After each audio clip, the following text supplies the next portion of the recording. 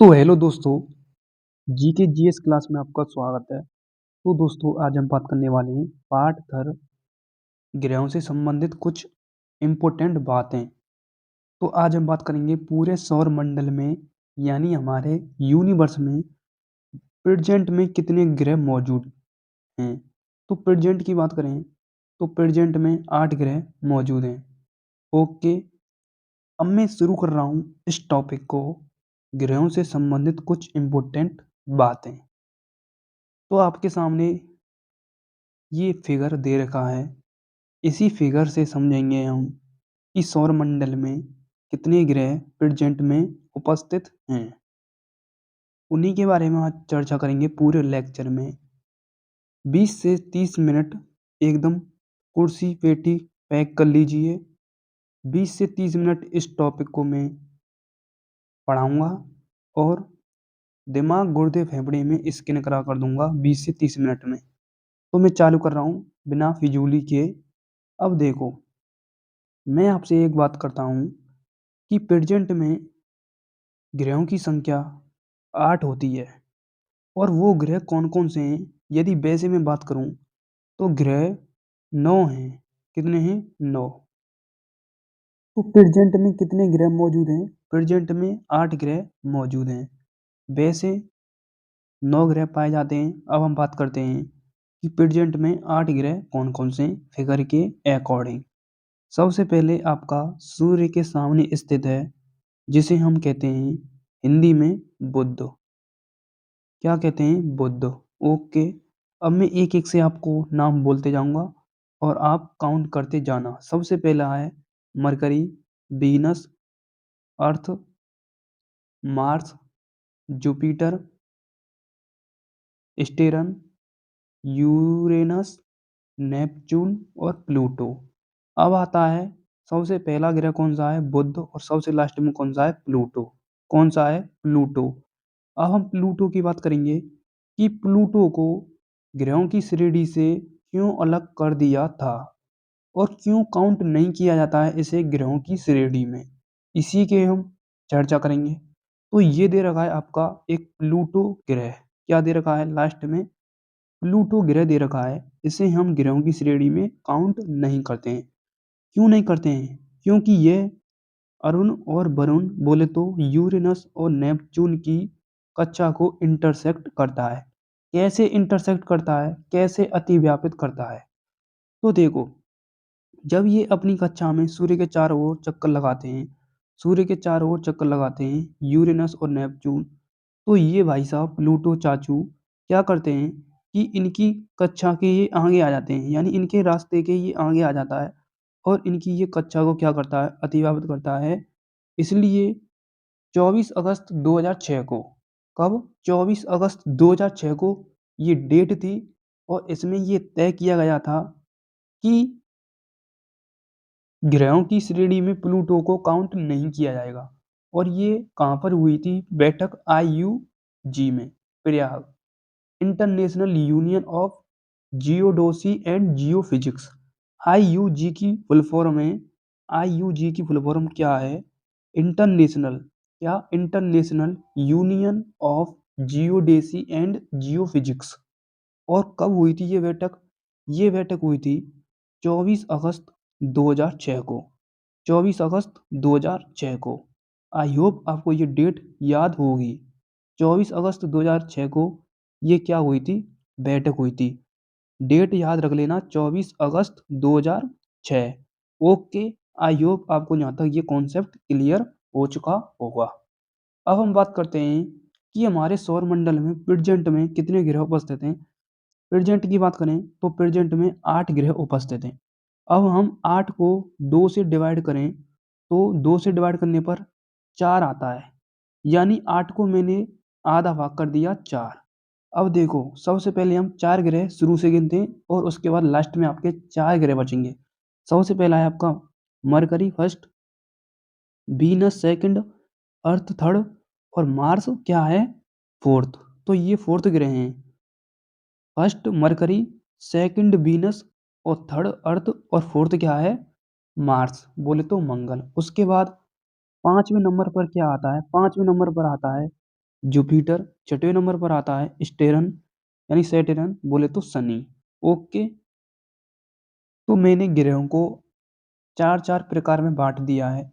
अब उससे आगे आता है, ये चार ग्रह हो गए आपके मरकरी, वीनस, अर्थ और मार्स। उसके बाद आता है आपका जुपिटर बोले तो बृहस्पति, स्टेरन बोले तो शनि, सैटर्न बोलते हैं इसे। उसके बाद आता है यूरेनस बोले तो अरुण, उसके बाद नेपच्यून। ये भी चार ग्रह हो गए, यानी 5, 6, 7 और एक 8। अब इनके बीच में एक पेटी उपस्थित होती है मंगल और बृहस्पति ग्रह के मध्य में। कौन के में? मंगल और बृहस्पति ग्रह के बीच में एक पेटी उपस्थित होती है जिसे हम कहते हैं क्षुद्रग्रह पेटी। ये क्षुद्रग्रह पेटी उपस्थित होती है इस प्रकार से। ये किसकी उपस्थित होती है? जब आपस में उल्कापिंड या स्टार आपस में टकराते हैं तो उनका मुकाबला होता है, यानी धूल के कण जो भी छोटे छोटे मिट्योर उल्कापिंड होते हैं तो वो इस ग्रह के मध्य में, मार्स और जुपिटर के मध्य में एक पेटी बना लेते हैं और ये पेटी निरंतर सूर्य के चारों ओर चक्कर लगा रही है, जिसे हम कहते हैं क्षुद्रग्रह पेटी या एस्टेरॉयड पेटी। क्षुद्रग्रह पेटी इसे कहते हैं, क्या कहते हैं? क्षुद्रग्रह पेटी। ओके, आई होप आपको यहाँ तक क्लियर होगा। एग्जामिनर पूछ सकता है कि क्षुद्रग्रह पेटी कौन कौन से ग्रह के मध्य में पाई जाती है, तो आपको आंसर करेक्ट लगाना है। मंगल और बृहस्पति ग्रह के मध्य में पाई जाती है एस्टेरॉयड पेटी। यहाँ तक क्लियर? अब मैं बात करता हूँ नेक्स्ट टॉपिक की। नेक्स्ट टॉपिक में क्या बात करूंगा कि बुध, शुक्र, पृथ्वी, मंगल और बृहस्पति, शनि, अरुण, वरुण, ये 8 प्रकार के ग्रह तो हमारे सौर मंडल में उपस्थित हैं। तो इन 8 प्रकार में के ग्रह में से चट्टानों का निर्माण किससे होता है और गैस और तरल पदार्थ का निर्माण कैसे होता है? यानी गैस और तरल पदार्थ से निर्मित ग्रह कौन कौन से हैं और जो ग्रह चट्टानों से निर्माण हुआ है वो ग्रह कौन कौन से हैं? तो देखो, सिंपल सी भाषा में आपके लिए बता देता हूँ कि चट्टानों का निर्माण हुआ है मरकरी, वीनस, अर्थ और मार्स। मरकरी, वीनस, अर्थ और मार्स, इन पर पाई जाती हैं चट्टानें। चट्टानें पाई जाती हैं इन पर। ओके, और जो आपके ये दे रखे हैं उससे आगे जुपिटर, स्टेरन, यूरेनस, नेपच्यून, इनका निर्माण हुआ है गैस और तरल पदार्थ का। तरल पदार्थ से, गैस और तरल पदार्थ से इनका क्या हुआ है? निर्माण हुआ है। ओके, देखो, आपका अर्थ है, अर्थ पर अनेक प्रकार के पर्वत पाए जाते हैं, अनेक प्रकार के वोल्केनो पाए जाते हैं, अनेक प्रकार के माउंटेन पाए जाते हैं।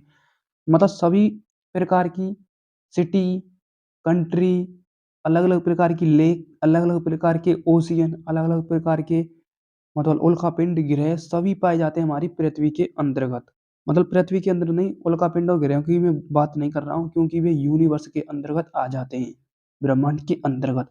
क्योंकि ब्रह्मांड के अंतर्गत ये सभी ग्रह उपस्थित हैं, मैं उनकी बात कर रहा हूँ जो पृथ्वी के अंदर उपस्थित हैं प्रेजेंट टाइम में। प्रेजेंट टाइम में माउंटेन भी उपस्थित है, प्लूटो भी उपस्थित है। तो ये अनेक प्रकार की क्रियाएं होती रहती हैं पृथ्वी के अंतर्गत।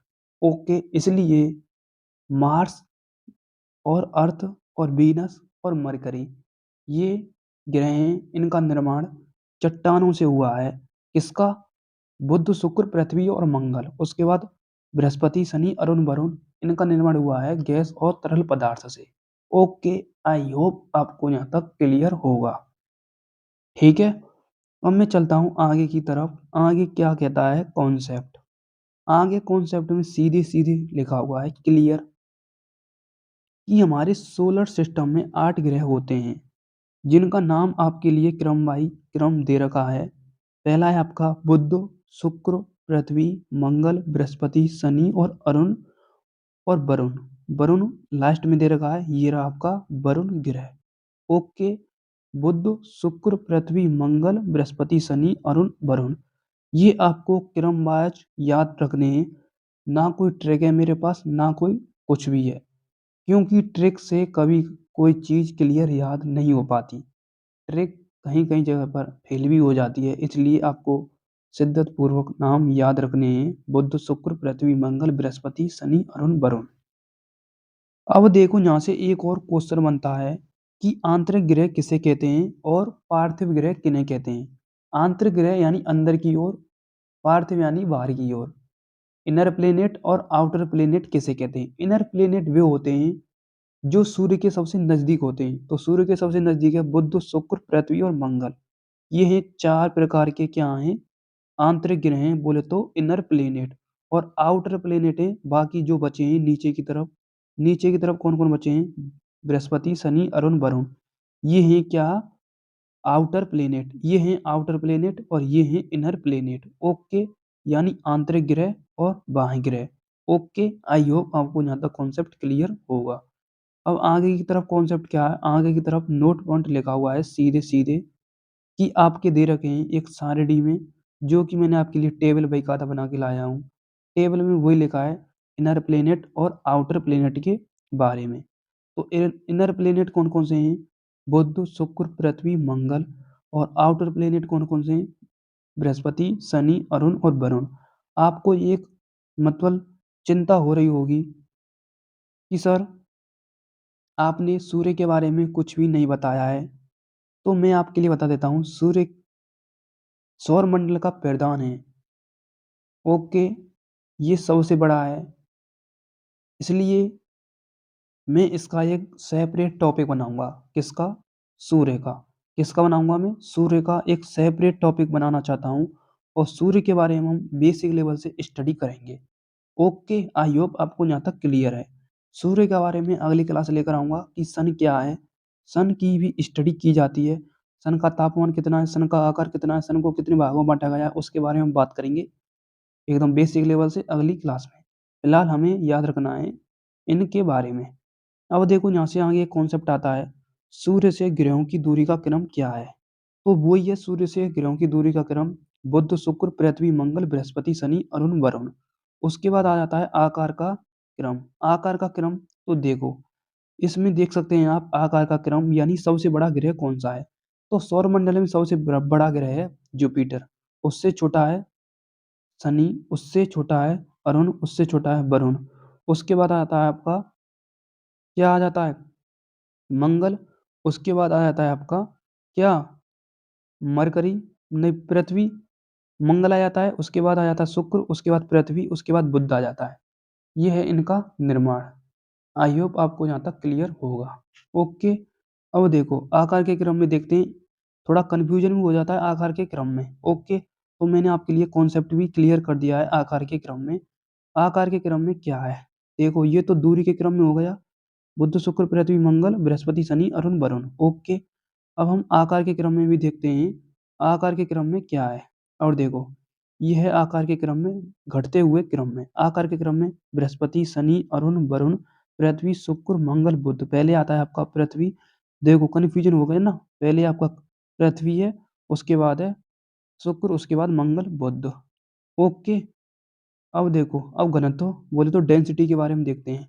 डेंसिटी सबसे ज़्यादा पृथ्वी की, उससे कम बुध की, उससे कम शुक्र की, उससे कम मंगल की, उससे कम वरुण की, उससे कम बृहस्पति की, उससे कम अरुण की, उससे कम शनि की। शनि की सबसे ज़्यादा डेंसिटी कम है, इसलिए ये समुद्र में भी तैर सकता है। इसमें 7 प्रकार की बलों की संख्या पाई जाती है। ओके, जो कि हम, और इसका उपग्रह भी है एक टाइटन। ओके, उसके बाद बृहस्पति है, बृहस्पति का उपग्रह गैनीमेड है, जो कि सौरमंडल का सबसे बड़ा उपग्रह है बोले तो सैटेलाइट। अब आते हैं टेरेस्टेलियर ग्रह और जोवियन ग्रह। टेरेस्टेलियर ग्रह बुध, शुक्र, पृथ्वी, मंगल। जोवियन ग्रह बृहस्पति, शनि, अरुण, वरुण। ओके, आपको यहाँ तक याद रखना है। तो अब देखो मैंने आपके लिए कॉन्सेप्ट क्लियर करा दिया है, बुध के बारे में, शुक्र के बारे में, पृथ्वी के बारे में, मंगल के बारे में, बृहस्पति के बारे में, शरण और शनि के बारे में, अरुण के बारे में और वरुण के बारे में। ठीक है, अब आपके बचे हैं इनकी थ्योरी। थ्योरी में मैं आपके लिए क्लियर कर देता हूँ। देखो सबसे पहले आता है आपका बुध। तो बुध ये सूर्य के सबसे नजदीक का ग्रह है, इसका कोई भी उपग्रह नहीं है, ना तो बुध का ना है शुक्र का। इन दोनों ग्रहों के कोई भी उपग्रह नहीं है। उसके बाद ये 88 दिन में सूर्य की परिक्रमा पूरी कर लेता है, 88 दिन में, और 58.65 में इसका परिभ्रमण काल है। 58.65 का। ठीक है, ये इसके बारे में कुछ नॉलेज है। उसके बाद शुक्र, ये सूर्य से दूसरे स्थान पर स्थित है, इसका कोई भी उपग्रह नहीं है। ठीक है, ये पूर्व से पश्चिम दिशा में चक्कर लगाता है। ठीक है, दो ग्रह हैं पूर्व से पश्चिम दिशा में चक्कर लगाते हैं, अरुण और शुक्र। ओके, अब मैं इनकी थ्योरी आपके लिए दे देता हूँ। थ्योरी सबसे पहले बुध की है। ये आपकी बुध की थ्योरी है, जो कि आप मतलब वीडियो को पॉज कर करके देख सकते हैं। यह सौरमंडल का सबसे छोटा ग्रह है और सूर्य के सबसे निकट का ग्रह है। इसका कोई भी उपग्रह नहीं है। ये बुध की परिक्रमा 88 दिन में पूरी करता है, 58.65 में परिभ्रमण काल, और ये 18 गुना छोटा है। ठीक है, और ये वायुमंडल मतलब इस ग्रह पर वायुमंडल नहीं है और यहाँ पर जीवन भी संभव नहीं है। वायुमंडल नहीं होगा तो सीधी सीधी बात है, जीवन भी संभव नहीं होगा। सिर्फ सौरमंडल में एक ही ग्रह है जिस पर जीवन संभव है, वो भी पृथ्वी।